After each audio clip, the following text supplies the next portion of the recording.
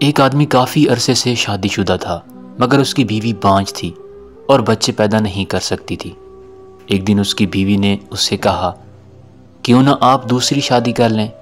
شاید وہ آپ کو ایسے بچے دے جو آپ کا نام زندہ رکھ سکیں۔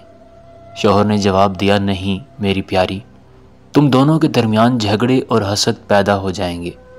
بیوی نے جواب دیا، نہیں میرے پیارے شوہر، میں آپ سے محبت کرتی ہوں اور آپ کی دوسری بیوی کا احترام کروں گی، ہمارے درمیان کوئی مسئلہ نہیں ہوگا۔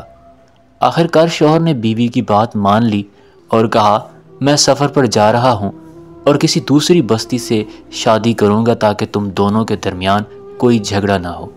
شوہر سفر پر گیا اور واپس آیا۔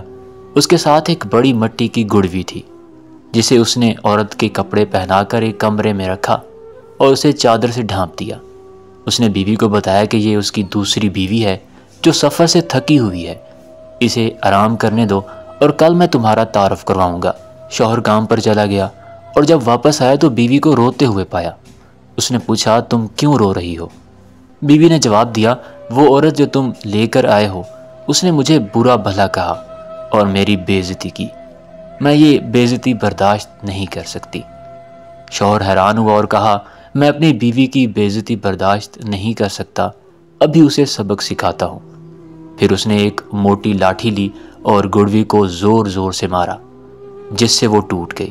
بیوی حیرت زدہ رہ گئی جب اسے سچائی معلوم ہوئی اور اسے اپنی جھوٹی شکایت پر شرم آنے لگی۔ شوہر نے پوچھا، میں نے اسے سبق سکھا دیا، اب تم مطمئن رہو۔ بیوی نے شرمندگی سے جواب دیا، مجھے الزام نہ دو میرے پیارے شوہر، سوکن کا ہونا مشکل ہوتا ہے چاہے وہ گڑوی ہی کیوں نہ ہو۔